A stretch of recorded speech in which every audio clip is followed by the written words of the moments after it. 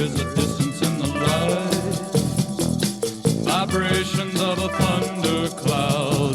There is a distance in the light, frozen bed of snow-capped heights. There is a distance in the light, vibration of a thundercloud. Hello, loved ones. This is Matt Stevens, and this is the My Sober Addiction podcast. And we are happy, healthy, wealthy, loved, and free. I'm back, and I finally have this guest that I've been telling you about that you probably thought was a ghost, but that's okay. We just kind of had some issues getting together. Of course, I was sick, and there was no getting me together with anybody at that point. So we got through it, and I finally have her with me. And her name is Joy. Say hello, Joy. I was going to say boo. Hey, everybody. And she is an expert in recovery. I mean, she probably thinks it's funny to hear the word expert, but whatever. She has been working in recovery for a very long time. And yes, I do know, dear loved ones, I do a lot of times not advise people to do that, and not until they kind of get a hold of themselves. Because I've noticed that a lot of people, they will go to rehab, whatever, they'll get clean, everything will be great. And then the first thing they want to do is run out and save everybody that they used to use with. But the problem with that is you're throwing yourself right back into the fire. And your own recovery at that point is usually pretty fragile. Even though you feel pretty strong, you feel like you're ready to just go out and set the world on fire, it just doesn't seem to work out that way.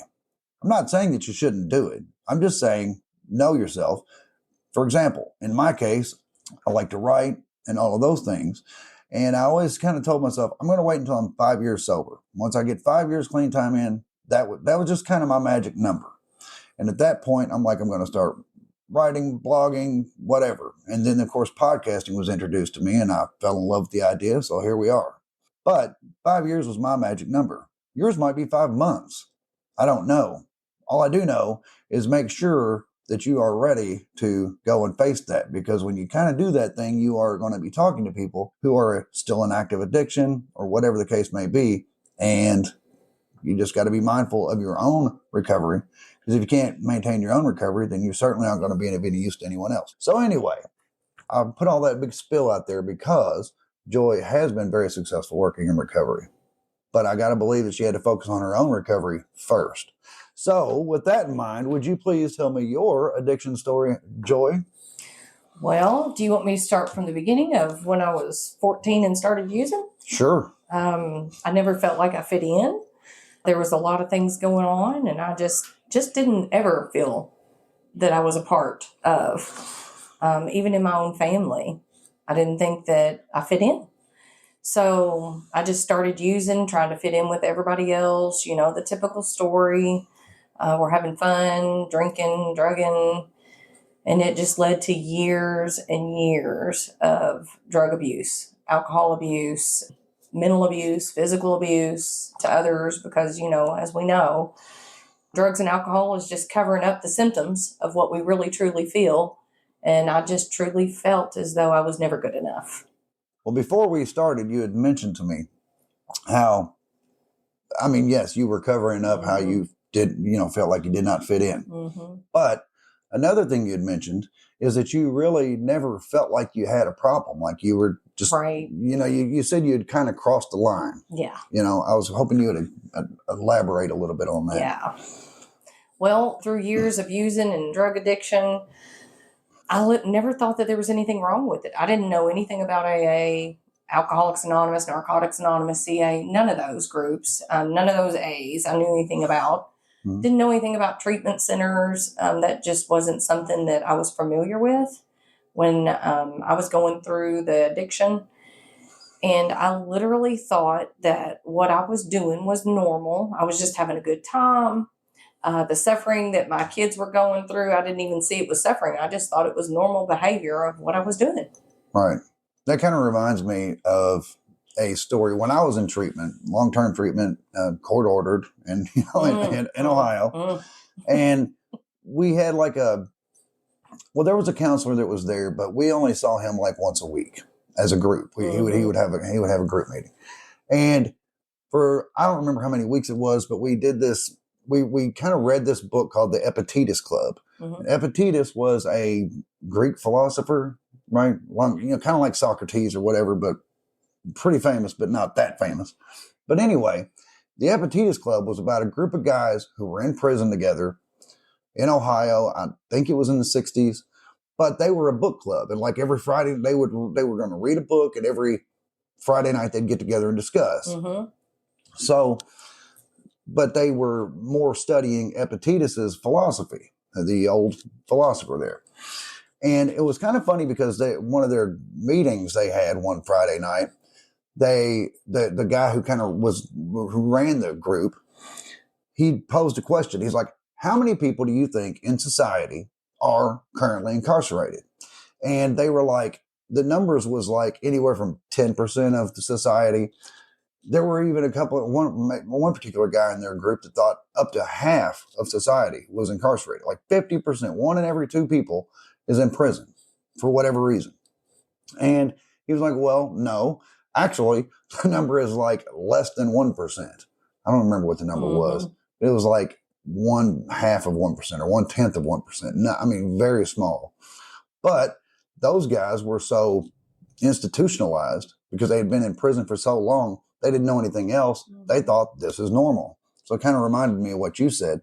You thought this is just normal. Yeah. Everybody does this, right? Mm-hmm. At least everybody you knew does. Mm-hmm.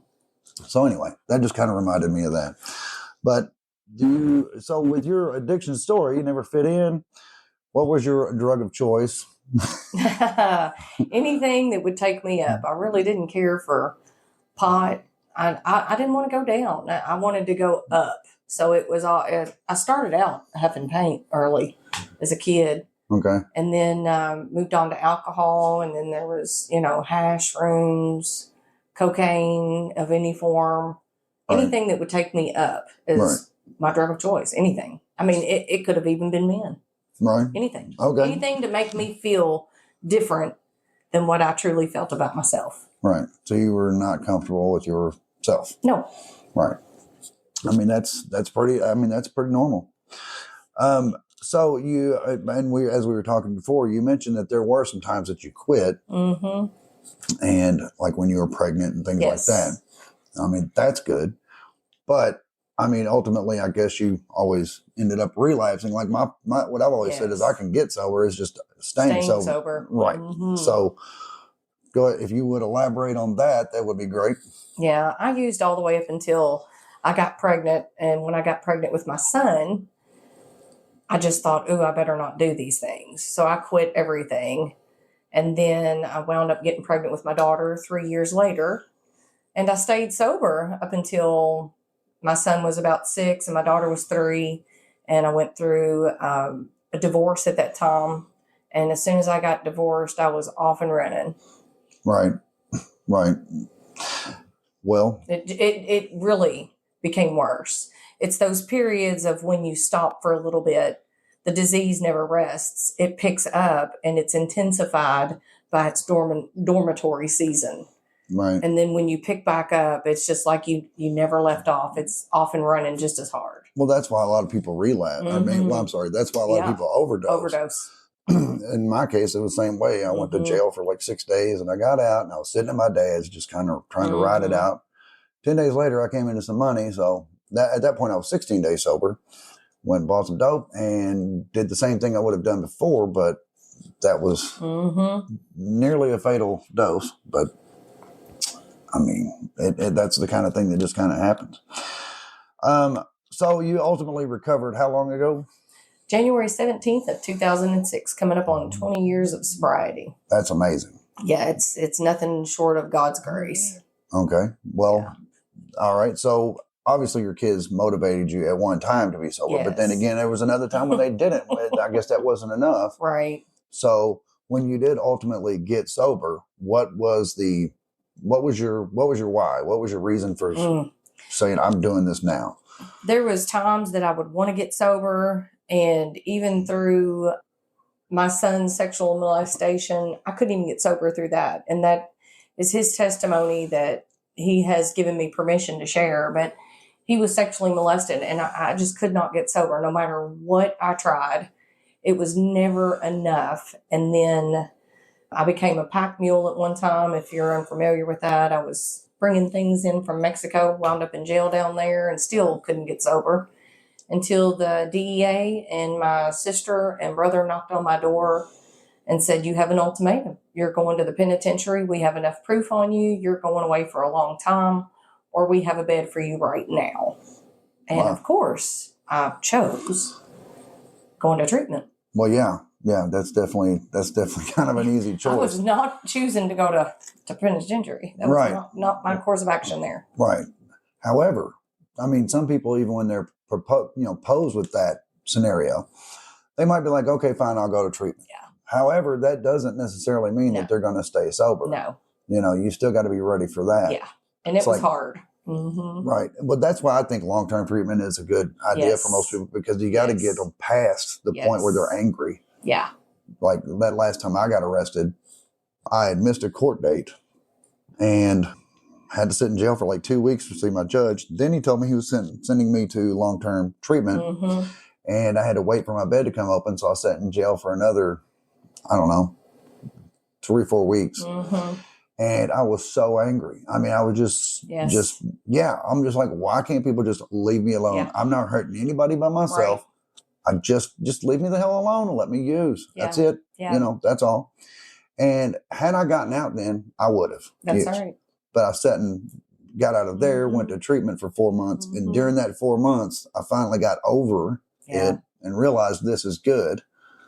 It's truly a struggle. I know when I was given the ultimatum to go, I was like, okay, take me to treatment. Didn't even know anything about it. So I had to go to detox first. And then I went to treatment, and it was a 30-day program. Of course, Joy, the overachiever that I am, spent 52 days in a treatment facility. Right.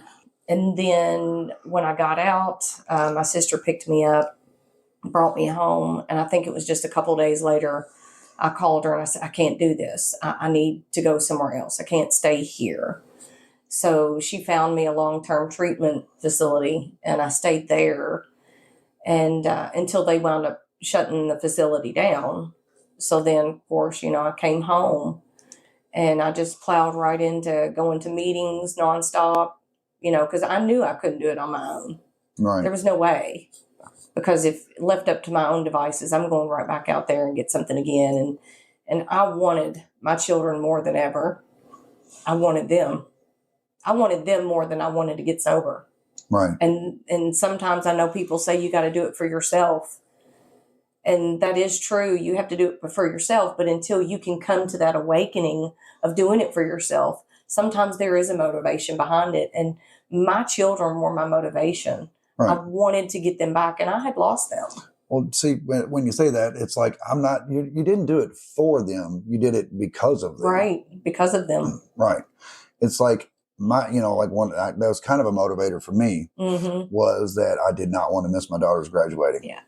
And I knew very well that if I got in trouble again, I was going to miss it. I was going to miss my oldest, at least, graduating.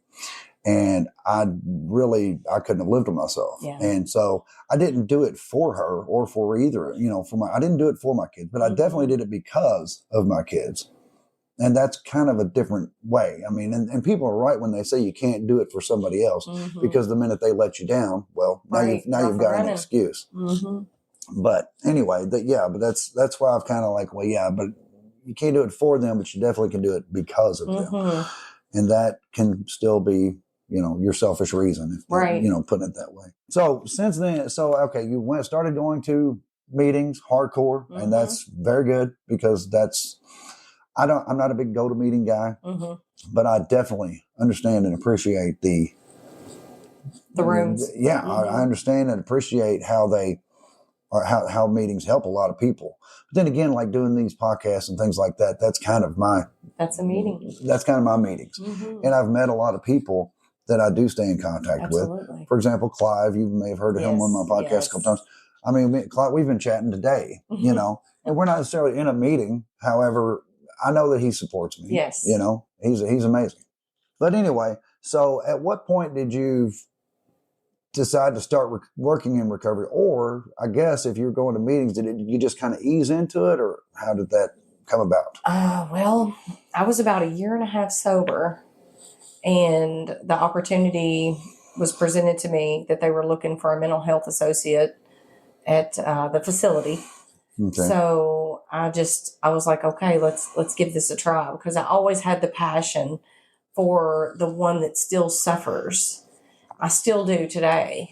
People don't understand. I think there's a lack of knowledge when it comes to the ones that still suffer. And that was just always a passion of mine. I wanted to give back what was given to me so that mother doesn't lose her child. That's very important. Or to show her that even though you've lost your children, it is possible to get them back. Right. Yeah. I mean, we hear stories about, so-and-so lost their kids, Mm-hmm. and it does take, and it's hard to get them back, but it does happen. It does happen. It happens. I've been to meetings where that was like the big, like a big celebration of so-and-so got her kids back. And Yeah. and that is a very big deal. Huge. Yeah. Actually, that's one thing that I did want to get into is, like, if we could, Mm-hmm.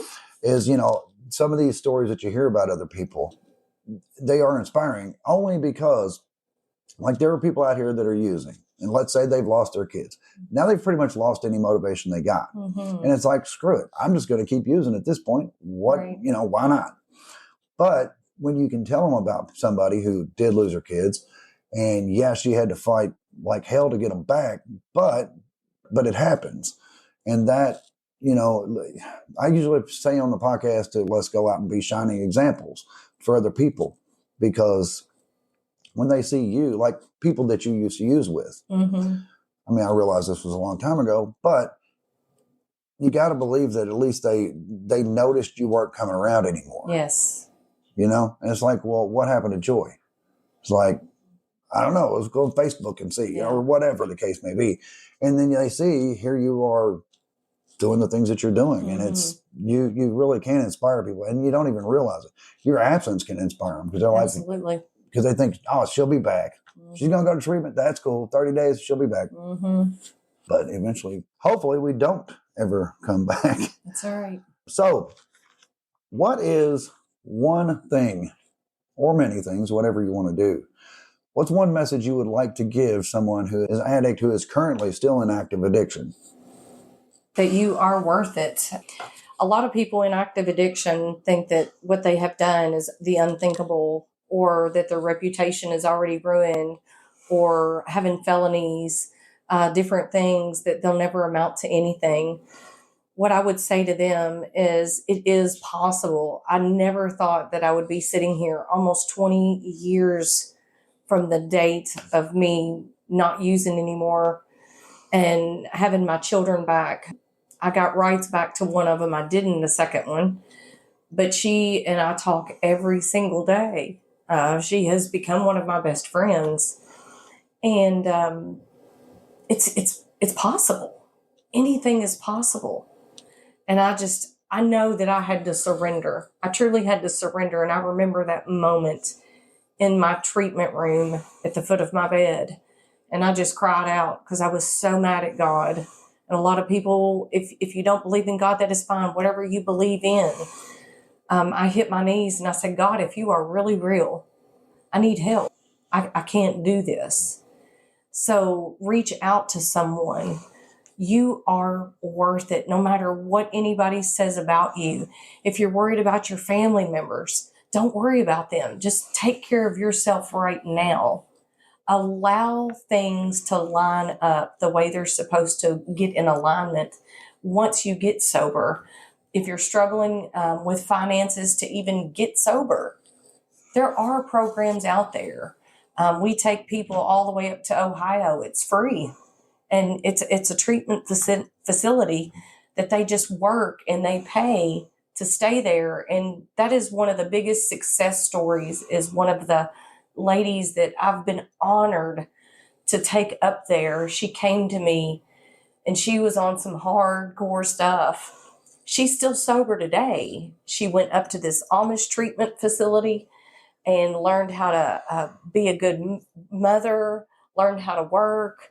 And she is still sober today. So the biggest thing that I could say is, I know when you look in the mirror that you don't think you're worth it, you think you're unlovable, or you think that you would just be better off dead. Those are all false. They're all lies. You are worth it. You are loved. And you are worth being here on this earth to help the next alcoholic or addict that's still suffering. You are an inspiration and a light to others. Right. And, but there's also those people, and I was one of them and we know that there are other people who are in active addiction. A lot of times we are using with them. But for whatever reason, we always think that ours is a special case. There's no way I can recover. Sure, some people do and all that, but my case is a little bit different. There's no way I could get through this. There's just no way. And most of us think that at some point. I had that moment. I mean, in fact, I don't want to even say I was ready to off myself, but I felt like I would have rather done that than go through what I was about to have to go through. Mm-hmm. And it was, obviously I didn't do that, and that's a good thing. But, I mean, there's times when people feel like this is just going to be too much. I just can't do it, and they're like, my relationships are ruined anyway. Mm-hmm. But one thing I've learned is our families, they do still love us. They just want us to get better. Mm-hmm. And they just want us to get better. And if we can find a way to convince somebody, hey, guess what? Your mom maybe has not talked to you in 2 years, but it's because she's waiting for you to make the step in the direction, of getting clean. And once you do, she'll probably come back around. Absolutely. But then again, she might not. Absolutely. It's like when I told my kids when I did get sober, I told my kids, I'm like, look, I need to tell you that I apologized to them. I told them I was sorry. And, and I was like, I can't change what I've done. None of that I can change. Right. And I wasted a lot of their best years when they were little. I did. I wasted a lot of their years, lying to them about my addiction. And I never intended to lie to them. I just did, But I told them when I did get sober, I was like, look, I just want you to know that I am sorry. I hope we can have a relationship. We cannot make up for lost time. We can only start from here and go forward. But if you can't be okay with that, then I understand. Right. I have to accept that. I have to accept the fact that might be the case. But they love me enough, and they just wanted to see me better. They just wanted to see me back. And they picked right up where we, at that point. And it was amazing. They didn't have to do that. They didn't have to. Right. But that's like my daughter. I got my son back. My sister brought my son. I was a year sober. Everything happened after pretty much I was a year. I had to be having some stable grounding, foothold. And my daughter just told me, she says, Mom, I can't come back. I'm too scared. And she says, I love you, but I can't. And that was okay. I had to be okay with that. That didn't mean that she didn't love me. That didn't mean that I was unlovable. It just meant that there was some healing that had to take place before she could learn who I was, because she didn't know who I was. But now you say now it's every single day. She lets me ride around with her at work and allows me to watch her kids. I get to babysit my own grandkids. I'm trusted again. Before, I could never be trusted with anything, not even my own kids. Right. Couldn't be trusted with the words coming out of my mouth. Yeah. I mean, that's the thing. I mean, they just want us to get better. That's all. That's it. But you got to understand that you got to earn that trust back. You have to. But I can't promise somebody that, yes, your family's going to come back to you, because they may or may not. But I can tell you they probably will. Once you have kind of proven yourself a little bit. I mean, that's not unreasonable. It's a little painful to hear, but it's not unreasonable for them to be like, yeah, I'm going to need to see something from you first. I'm going to need to see you, I don't know, maintaining your household. Yeah. They're used to seeing us out there drunk, high, passed out, driving around in the yard. My own 2 kids had to clean me up after I'd gotten sick everywhere, and they're used to that behavior. and to give them the opportunity to see something different Mm-hmm. is worth it. If I can spend as much effort as I did chasing the dope, trying to get high, trying to hustle to get my next fixed, and that's life or death. Oh yeah. Trying to not feel what you want to feel. If I can flip that to the other side and do the same thing with staying sober, keeping my house clean, taking showers, those are small things, but they're huge to an addict or an alcoholic. Well, sure. Yeah, And because you don't have time for that. you don't have time for that, let alone do you think there's anything wrong with the way you look. Right. But if we can just put just as much effort into getting sober, staying sober, and becoming an active person of society, everything else falls into place what's meant to fall into place. Right. And if those people don't come into your life, maybe you're being protected. Just maybe, if they came back into your life, you wouldn't be able to stay sober. I mean, I never thought about it that way, but that is a good point. I guess that ultimately you're never gonna go wrong by getting clean and and sober. I mean, regardless of whether it turns out like you had hoped. That's right. It's like it might not turn out how you hope, but it will definitely turn out for the best, because you're never gonna be like, wow, I wish I'd stayed a drunk or stayed right, an active addiction, because that's never gonna be the case. Because we really don't even know what clean and sober looks like. Right. If we think about it, because we've really never truly been clean and sober. Right. If we started using at such an early age, or in adolescence. Right. Well, see, like I was a late bloomer, but I started around the age of 30. But I had a relationship that fell apart, and then I happened to find opioids right at the perfect time, and it worked out. But then I went really good and hard for a good while. But it's like we don't know what it feels like to not be on something. Right. Like I used to sit, I've told this story before. I used to sit in traffic or in a grocery, anywhere in public, and see people that I know, or I can be reasonably sure are probably have never used drugs, or at least they're living a sober life. And it used to blow my mind. I'm like, how do these people function? How do you get up and move around? How do you do anything? Mm-hmm. I mean, I get it. You got to go. You got to do things, but how do you do that without getting high first? There's no way. There's just no way. Yeah. But they do, and we do now. Yeah. And sometimes now even that looks kind of crazy. It's like, yeah, this is easy, or it gets easier. Okay, so I have really one more thing I want to go through with you. It is first we went through what would one thing you'd want every addict to know, but this is a big one to me. What would be your message to the loved ones of addicts, meaning somebody who has a family member, just a loved one in general, who is currently in active addiction? What do you want them to know? But for the grace of God, there go I. Don't ever judge.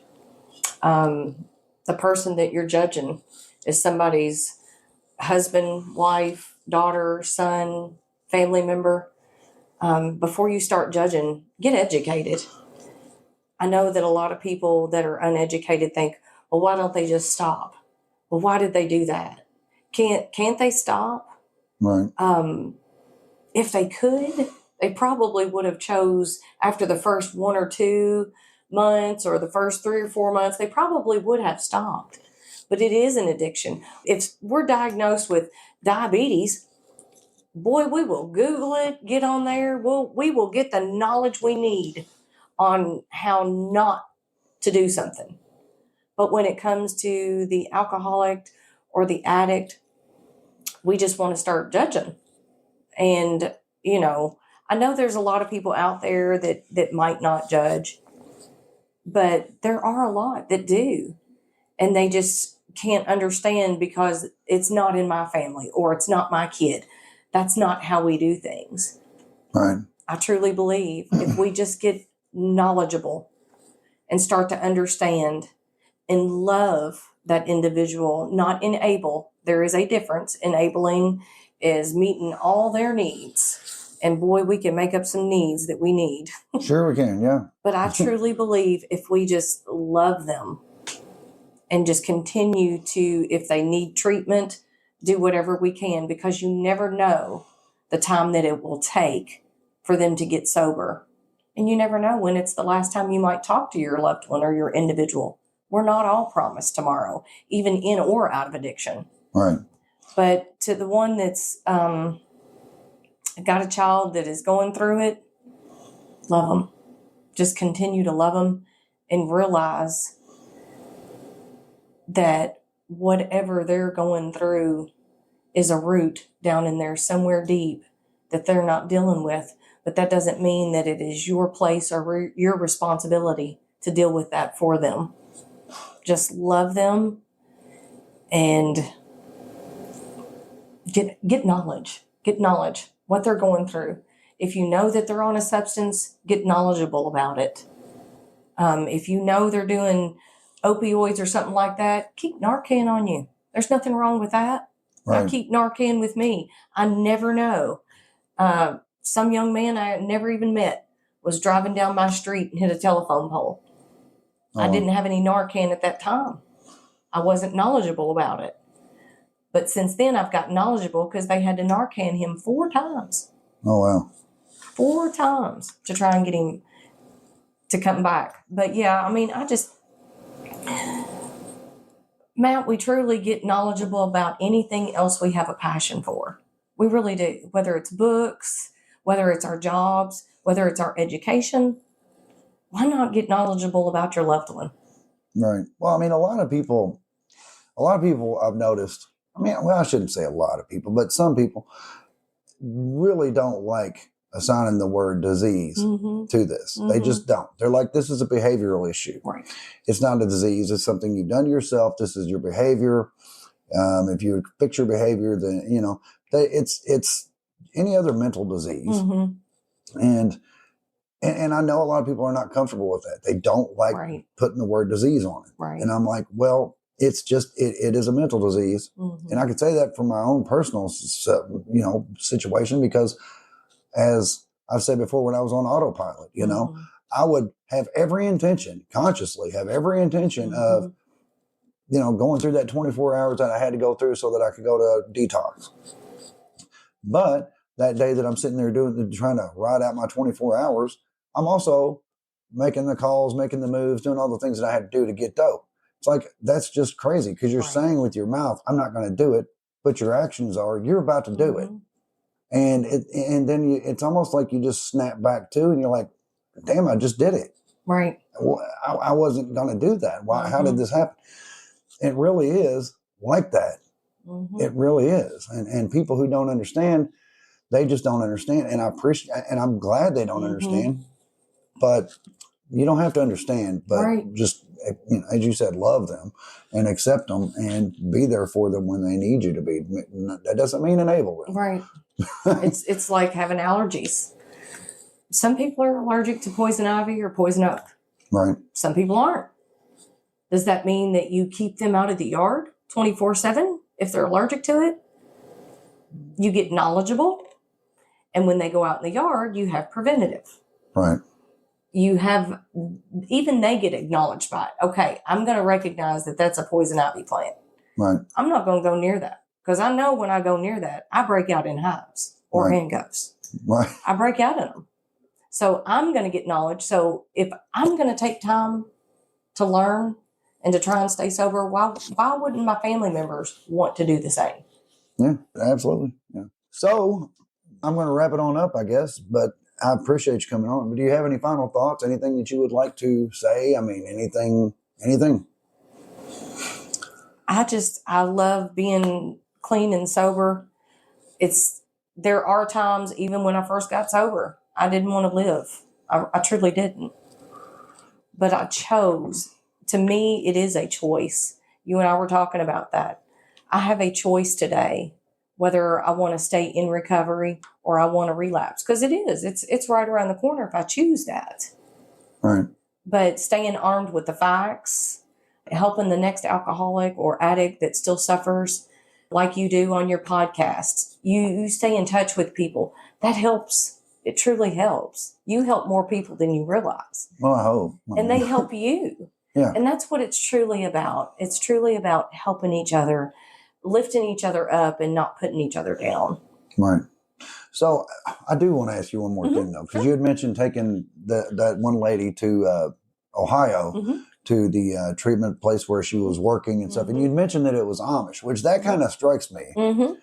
I mean, it's very interesting. So what is it, like a farm? I mean, they just It is a farm. It's up in Sugar Creek, Ohio. Okay. And the men and women are completely separate, which is a great thing because, I made a silly decision when I first got sober. Right. Thinking I could help a man. Right. But anyway, it is for men and women. And what they do is you go up there and the men are on like this farm. They have horse farm. They even help them once they're clean and sober. Actually, there's another guy that goes to my church that we took up there. He's still clean and sober. He's my son's age. And they work emergency disaster. They help them get jobs. They get jobs and they literally work. And that's how they pay to stay there. That's how they pay for their food, their transportation. It is a work treatment program that is phenomenal. I mean, it sounds great. I mean, it really does. It's amazing because, as you know, most places it's insurance hang-ups or financial hang-ups. Right. But this is free. You just have to be willing to do the work. And that's truly what it's about. If you are a willing body and you want recovery bad enough, you'll be willing to work. So there's farms that they can work on, and that's how they support themselves. Yeah, and I got to believe, I mean, we know you got to have a change of scenery, a change of environment. And that would definitely be a massive change of... and they stayed there for over a year, Matt. They stayed there for over a year, and both of them have stayed sober. That's awesome. Yeah. That is very awesome. I'd never heard of that type of a treatment place. But I mean, it is great because it like pulls them completely out of the environment that they're used to. It's like, this is something completely different.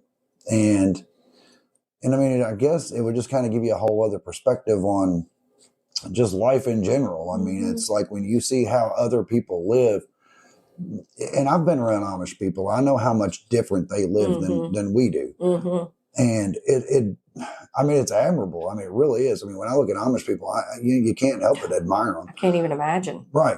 I've even made the joke how you see preppers out here getting all prepped for some, cataclysm or whatever. Right. And it's like, Amish people would be like, oh, you guys got something going on? Right. Oh, that's a bummer because they're so off grid. They got what they need. Right. And that's truly what it teaches is living within your means. Right. And I can imagine somebody getting off of heroin or getting off of crack or meth or whatever finds themselves in that environment like you can't get to nothing. Right. And it's like, I mean, that you want to talk about a complete 180. Yeah. Yeah. Okay. Well, I guess we're done then.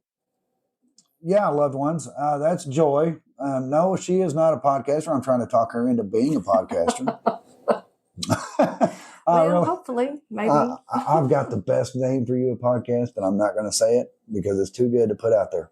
So I do want to throw this out there, Matt, if it's okay. Sure, go for it. You have had Kitty on here. I have. On which episodes? They're like every 10 or 20? 20. She's been on 20, 40, and 60, so she should be on 40, and 60. Yeah. I look forward to hearing her again. I do. Number 80. I don't even know what number we're on now. I have no idea. I think we're in the 70s, maybe. We're getting close. I don't know. I have to look. Yeah. Anyway, loved ones, that's Joy. And yeah, maybe we can talk her into starting a podcast. If so, I've got a great name for her if she wants it. I mean, maybe not. Come on. Happy Joys and Free. Still, loved ones, you can find me on mysoberaddiction.com and on X. And also, Clive has started a WhatsApp group if you want to join that. The link is also in all the show notes and all of that. Besides that, loved ones, I do love you. And I'll be back directly. There is a distance in the light.